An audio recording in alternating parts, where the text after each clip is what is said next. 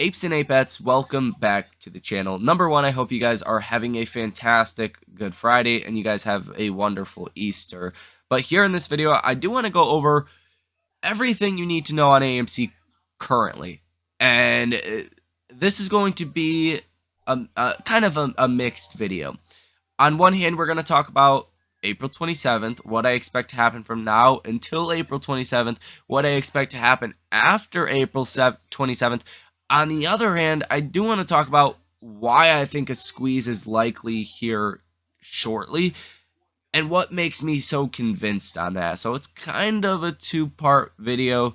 We're going to get into it. But by the end, you're going to be caught up to speed with what has happened recently with AMC and what's likely to be happening over the next coming weeks and months. So if that sounds like something that interests you, hit that like button and subscribe to the channel. Source your comments, questions, or concerns down below in the comment section. Let me know what you guys are doing this weekend down below in the comment section. So first things first, let's back up a little bit. What has happened recently? Well, you've got the Amazon speculation rumors that they were thinking about acquiring AMC, and it was actually confirmed. Not by the company, but by several other news outlets, that Amazon sent some of their top executives to figure out pretty much, would AMC be a worthy investment? Does it make sense to buy AMC?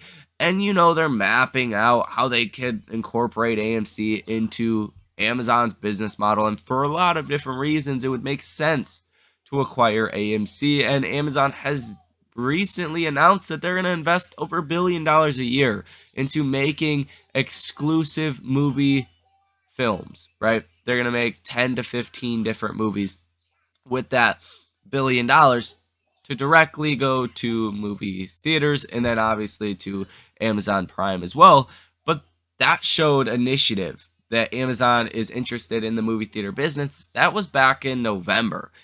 And now fast forward to the end of March, and they're talking about potentially acquiring AMC. Now, I bring that up because really from now until we get new information on that, that is going to be something that is a possibility and really could come up without notice over the next coming months. And it's not a definitive, right? We don't know for sure if Amazon's going to acquire AMC, but it's a very real possibility. Now, in my opinion, when it comes down to that specifically, after the reverse split, after AMC gets capital and pays off their debt, that's when I think you could get a more substantial buyout. Because if Amazon was to buy out AMC, that means you buy out the cash they have in the bank, you buy out the debt, you buy out the assets, you take control of everything. Now, if AMC had no debt, a bunch of cash, well, the business could be valued a lot higher and you would get a lot higher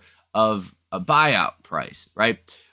So I do want to point that out for you guys because all in all, it can give you bullish reactions and very big, days. We had a 20% day that news came out, and I don't think that story is over, but I cannot sit here and forecast when that would come out. That is one reason I've talked about it a couple times now, that I'm bullish on those long-term options because I think they are at a deep discount right now.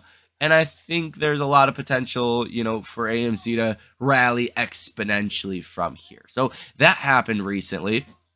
That was the end of March. What has happened more recently, just over the last day or two now, AMC has been going to court. We know this, or they're about to go to court because some investors feel like AMC should not have done the vote the way they did. Essentially made this arbitrage trade possible, gave Ape the same voting power as AMC common stockholders, and who was buying Ape? The hedge funds, right? Because Ape would be one to benefit, AMC would not. So the arbitrage trade was by Ape short AMC. Whereas the common stockholders, they didn't want to buy Ape, right? So they kind of cooked the vote here. That's pretty obvious. They went to court about it, and there was a court date. coming on April 27th. I think a lot of us are well known of this information, but I do want to give everyone a bit of a refresher here before we talk about what's going to happen after this court date. So they still have to go to court. There was a settlement agreement. So for every 7.5 shares you currently own of AMC right now, you would get one more share of AMC before the reverse split.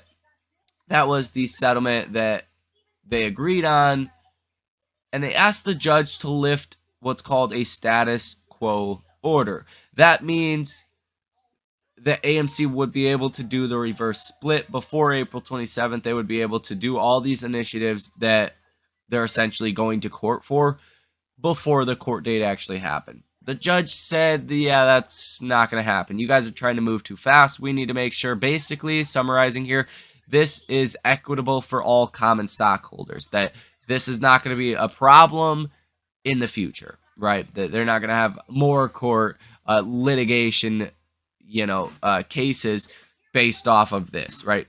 Court just wants to make sure they're doing their due diligence.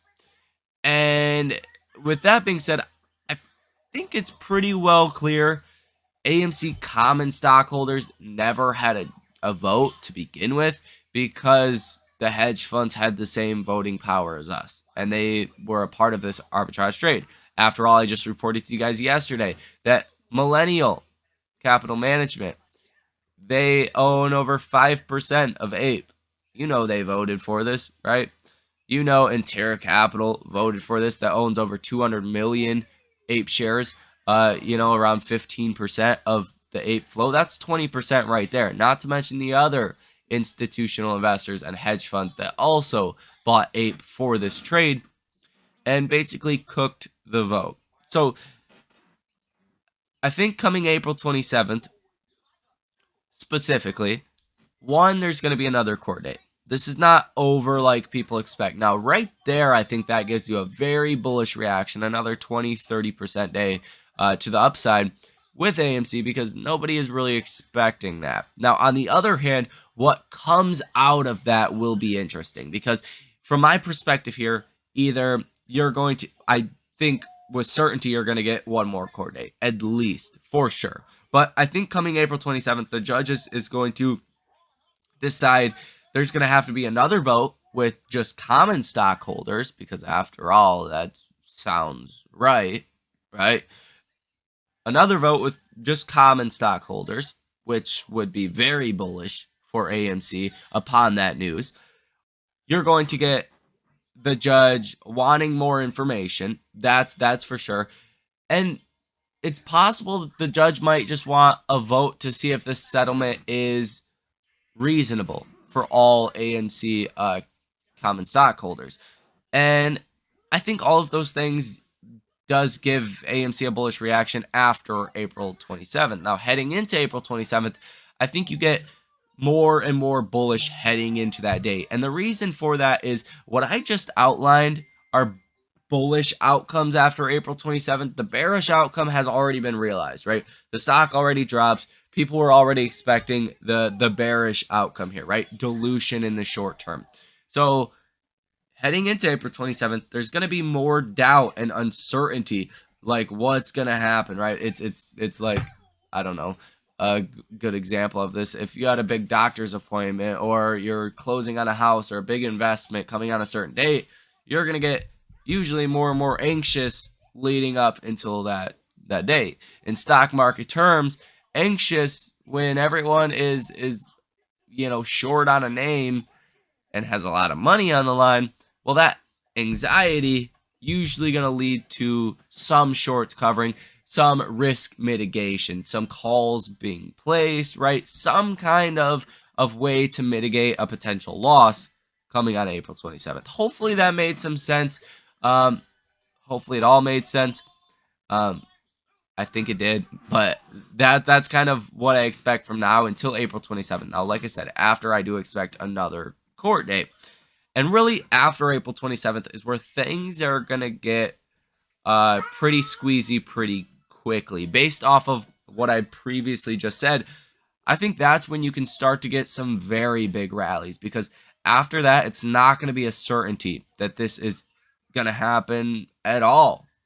And I think there's a lot of shorts in AMC that would otherwise not be short in AMC if it was not for this arbitrage trade. And I think they would very quickly run to the exits, whereas Ape, on the other hand, will likely plummet after April 27th. So that's kind of what I expect here in the short term. Now, you're also going to have earnings coming up in the next couple of weeks as well. And earnings, it's not going to be the big story as far as a potential short squeeze, but look at what happened with GameStop, right?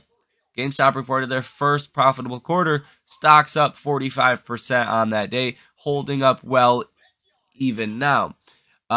Granted, we got other things going on here, but I do think earnings will still be important, and typically, this is pretty interesting. Typically, upon earnings, AMC does rally shortly after earnings, almost every single time. The only time that has not happened is actually earnings in November of 2021, before, pardon my French, shit hit the fan and started spinning everywhere. Stocks were not so favored during this time period. But even after that, even in March, the next earnings, you rallied. The earnings after that, you bottomed out. Right before earnings, you rallied, right? Earnings over here in August, you rallied. Earnings back here in 2022 in November, you rallied. Earnings that just happened, you rallied, right? Pretty straightforward. And actually, the day after earnings was the end of the rally. But leading into earnings, you rallied quite a bit, from a low of $4 to a high of $8.50, right? And that's the most recent rally that we've seen. So I think this time around, probably not going to be any different as far as getting that rally. And when you have such a high amount of the float that is sold short heading into a rally like that, really can lead to something much bigger, especially if over the next couple of weeks there's important data points. This upcoming week that will be coming up after Easter on Sunday, you're going to get CPI coming out next week on Wednesday. You're going to get the Fed minutes on Wednesday as well. You're going to get bank earnings that start to come out next week, as well as some smaller companies also. And earnings are going to be very important, because if earnings are bad, these bank earnings are bad, if CPI is bad, if the Fed minutes are bad, well, that's going to put a lot of pressure on that collateral.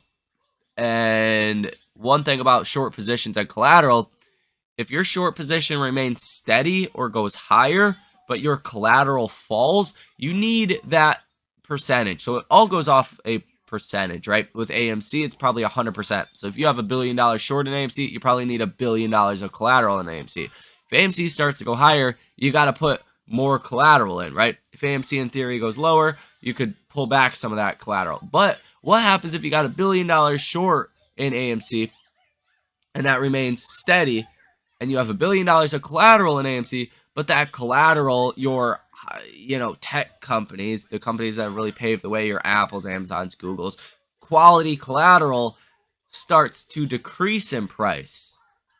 Well, that's a problem, especially when your $1 billion theoretical short position has cost to borrow rates of which we're seeing right now. Cost to borrow average, last real reading we got, was around 900%. That's not good. Cost to borrow max, 1,054%. That's not good for shorts. Cost to borrow minimum sits at about 400%. Now, interactive brokers, they favor institutional investors. Do any of you guys have an interactive brokers account? Probably not. Maybe a couple of you guys, but typically not very many retail investors have interactive brokers accounts. Cost to borrow average over there hit 800%. That's insane. Cost to borrow numbers, the last numbers we got, ticked up higher from yesterday's pretty constant number of 322% to 390%. They just keep going higher and higher, and I think that does highlight the uncertainty and really what could happen with AMC stock. Now, the live short interest of free float is sitting at 25.12%. with the amount of shares currently sold short at 130 million. So when you boil this down after AMC's recent drop, this is a very good time, in my personal opinion, to be going long in AMC. To buy the shares, number one, but also to buy some of those longer dated options, because those options right now are not priced for a big rally, and that can really give you a lot of profits on the back end, guys. So that is going to do it for this video. Hit that like button, subscribe to the channel, source your comments, questions, or concerns down below in the comment section. If you guys want to come trade with me live in real time, also link down below in the description of this video. Thank you guys for watching, and I will see you in the next one.